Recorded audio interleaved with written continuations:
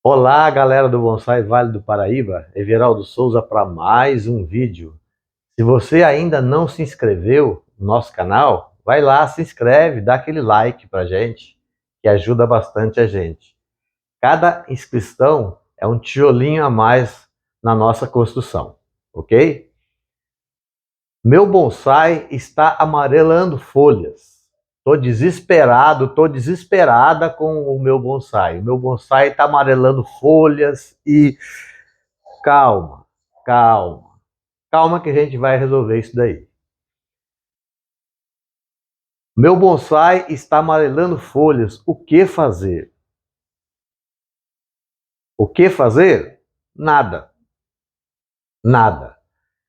É normal amarelar folhas de quase todas as espécies nessa época agora, no outono, né? Outono para inverno.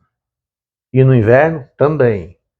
Mas as plantas começam, né, a dar os seus primeiros inícios, né, de amarelação de folhas, de amarelamento de folhas, no outono. Devido ao quê? Devido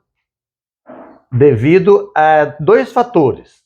Dois fatores. A época que as plantas mais perdem folhas é essa época agora. Por quê? Troca de folhas. Troca de folhas, porque quando a planta ela está madura, né, quando você tem um pé de ficus lá no canteiro da avenida, né, ou qualquer um outro bonsai que você tem, ou qualquer outra espécie, né, elas derrubam as folhas nessa época devido ao quê? Troca de folhas. As folhas velhas vão caindo e vão surgindo folhas novas. Esse é o 1. 2. Dois são as espécies caducifolias.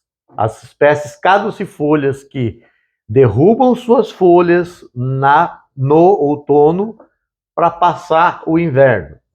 Ou seja, é aquilo que eu sempre falo, é o armazenamento de energia. As plantas que são caducifolias, elas reservam energias, derrubam as folhas, reservam energias para poder passar o inverno com energia, ok? Bom, vamos falar de plantas que estão derrubando folhas agora, nesse momento. Aqui, ó, eu separei duas espécies aqui, ó, tá? Não sei se dá para vocês verem, tá? A espécie Ficus panda derruba suas folhas, e Ficus microcarpa. Ficus microcarpa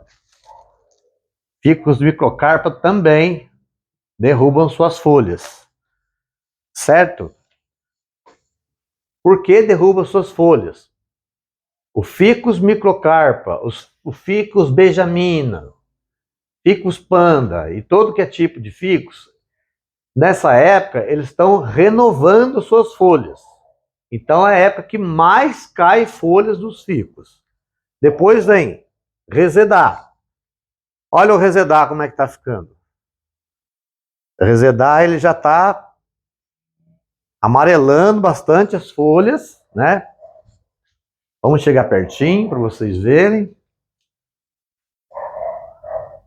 Essa planta, essa espécie de resedar, o resedar ele fica verdinho, o ano todo fica verdinho. Verão, primavera, certo? E no outono ele começa a derrubar as suas folhas, ok?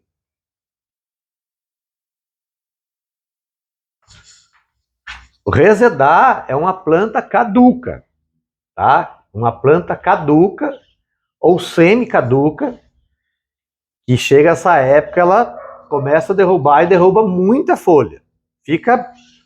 Aí entra naquele caso que eu falo para vocês, que eu chega uma hora, no meio do inverno, do meio para o final do inverno, eu vou lá e tiro todas as folhas. Ou seja, eu dou uma acelerada no processo para vir novas folhas e folhas uniformes. Beleza?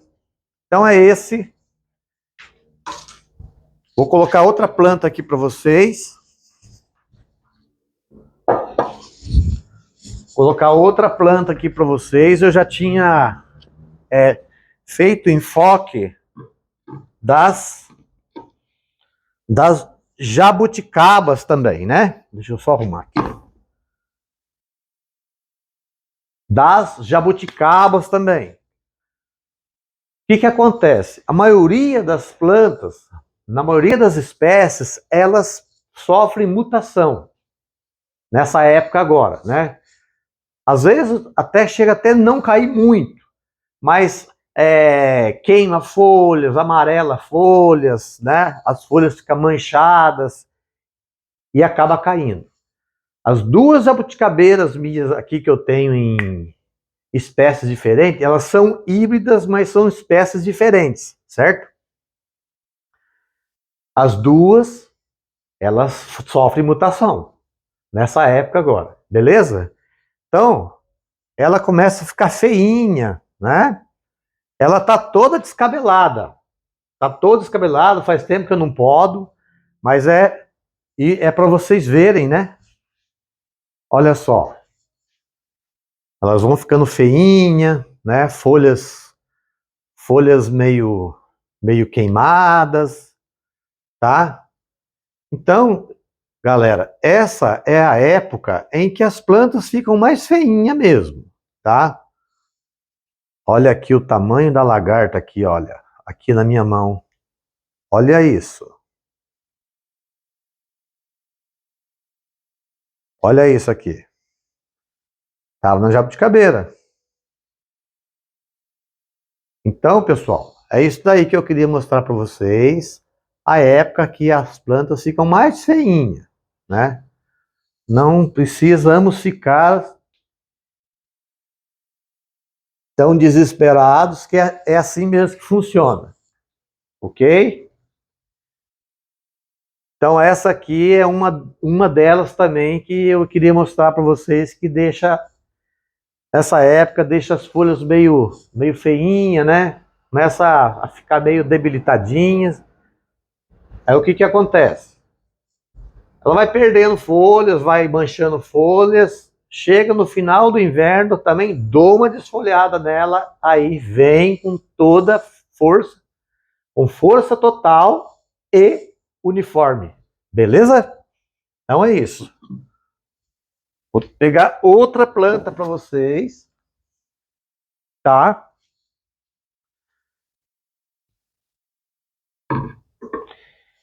Que são as buganvílias. Deixa eu acertar aqui. Que são as buganvílias. O que está acontecendo com essa buganvília aqui? Acabou a florada,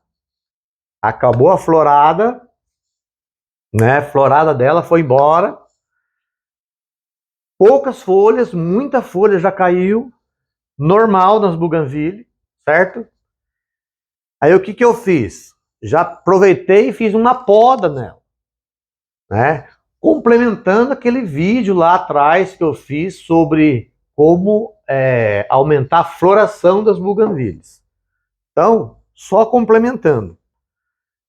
Fiz essa poda nela agora. Mas por que você fez essa poda agora, Everaldo? Eu fiz essa poda agora, por quê? Porque tem menos folhas, né? E ainda vai cair mais folhas aqui ainda. Só que as buganvílias, elas são plantas que são estimuladas à floração através de poda. Isso aí, quem me ensinou foi o Tomil da Nippon Bonsai. As buganvílias, quanto mais você poda, mais ela floresce. Por quê? Porque A partir do momento que você poda, você está estimulando a floração dela. Beleza? Então, o que eu fiz? Fiz uma poda, né? E essa plantinha aqui é uma planta que é difícil trabalhar com triangulação. Uma planta complicada para fazer triangulação. Então, o que eu fiz? Vou fazer ela no formato de taça. Ok? Então, olha para vocês verem. Ela tem um formato de taça. Agora, a hora que vir a floração, depois as folhas, ela vai ficar no formato de taça. Eu acho que vai ficar bem legal. Detalhe. Nós somos obrigados a fazer triangulação dos bonsai? Não, de maneira alguma. A triangulação dos bonsais, elas vêm lá da onde? Do Japão. As árvores japonesas, que são pinheiros, né? Ah, eu tenho uma espécie tal e vou fazer uma triangulação. Beleza. O que acontece? A triangulação deixa a planta mais bonita e mais harmônica, deixando ela com cara de árvore adulta, né? Mas não existe uma obrigação, né, da gente fazer a triangulação nas nossas nativas. Se der para fazer bem, se não der, amém. Ok? Então essa aqui é uma planta que eu jamais consigo fazer triangulação nela. Não tem como trabalhar a triangulação. Beleza? Então, vou pegar outro exemplo para vocês aqui agora, né? A última planta como exemplo, que é essa pitangueira. Deixa eu ver aqui como é que tá a imagem. Que é essa pitangueira. Essa pitangueira chega nessa época agora de outono, ela derruba muita folha, muita folha, muita folha, tá? É uma caduca? Não, não é uma caduca. Não é uma caduca, mas ela derruba muita folha. Por que ela tá assim? As outras pitangueiras, elas estão quase sem folha agora nessa época, né? Essa aqui tá assim, gente, porque eu fiz uma desfolha nela em janeiro, para fazer duas coisas ao mesmo tempo. Tá lá no vídeo lá. Fazer o tratamento de uma possível praga que ela pegou, um ácaro, alguma coisa, e as folhas dela estavam feias, e não costuma ficar feia nessa época, ok? A não ser que esteja com alguma praga. As folhas da pitangueira ficam feias agora, nessa época agora, mas não lá em janeiro. Em janeiro, ela estava feia, pegou uma doença, alguma coisa, tipo ácaro. O que eu fiz? Desfolhei ela e fiz um tratamento com caudas focáusticas. Beleza, matou, tranquilo. Aí eu já aproveitei e já fiz o transplante. Não que eu goste de fazer desfolha para fazer transplante. Não, não gosto. Não gosto. E não, inclusive até o Ladoso fez um vídeo agora, de pouco tempo. Vale a pena conferir lá. Eu até falei para ele, nossa, ainda bem que eu não estava errado, então. Porque eu não costumo fazer desfolha em planta para fazer transplante. O que eu faço é aquilo que eu falo para vocês, né? Faço uma boa poda nela de massa verde, faço uma boa redução de massa verde, mas não faço desfolha. Aí o que aconteceu? Já que eu tinha desfolhado, eu vou transplantar. Transplantei, tá? Então, o seguinte, por que essa planta aqui ela não está com as folhas feias? Pelo contrário, estão com as folhas bonitas, tá? Porque são folhas novas. São folhas novas. Em janeiro, ó, fiz o transplante em janeiro, fevereiro, março, abril, maio, 4 meses. Ela ainda não terminou de crescer as folhas dela. As folhas dela estão crescendo ainda, tá? Vai encher mais ainda. Mas isso eu quero mostrar para vocês, esse detalhe, porque essa pitangueira aqui, quando chega nessa época agora de outono, derruba a folha pra caramba, as folhas delas estão tudo feias, igual as outras, com certeza que tá. Aí você pode falar assim, ah, mas a minha pitangueira não fica com folha feia. Por quê? Porque ainda ela é nova. Quando a planta é nova, quando ela está em fase de crescimento, em fase de evolução, ela não vai deixar as folhas feias, tanto quanto essa daqui. Essa aqui já é adulta, ela já produz, já dá flores, frutos, tá? Então, quando a planta ela chega na idade adulta, que ela está madura, aí ela vai começar a derrubar as folhas, fazer troca de folha. Beleza? Outra planta também, outra espécie também que cai as folhas agora no outono. Duas. As amoreiras.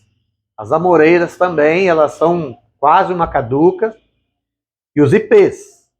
Os ipês, eles são caduquíssimas, né? Começa a dar. A semana passada eu mostrei para vocês o ipê que tinha aqui fora. Tá cheio de botões, só tá com folhas ainda. Vai derrubar todas as folhas. A hora que derruba todas as folhas, aí vem a floração. Quando? Na seca. Provavelmente o mês que vem. Beleza? E por falar em P, eu queria fazer só uma retificação em relação ao IP que eu falei para vocês. Dei um dado para vocês e infelizmente eu errei feio. Porque eu falei para vocês que o IP ele tem 40 espécies, né? E não é só 40 não, galera, tá? Não é só 40 não. O IP ele tem em torno de 100 espécies, tá? 100 espécies. O que pode acontecer é o seguinte, do nosso clima aqui do Brasil, né? Ele ter tantas espécies e os IPs que estão nos países mais frios da América do Sul, eles sofrem mutações.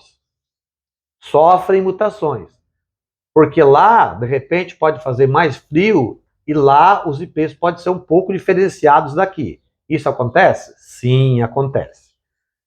Falei para vocês sobre comparei o IP com a onça pintada, lembra?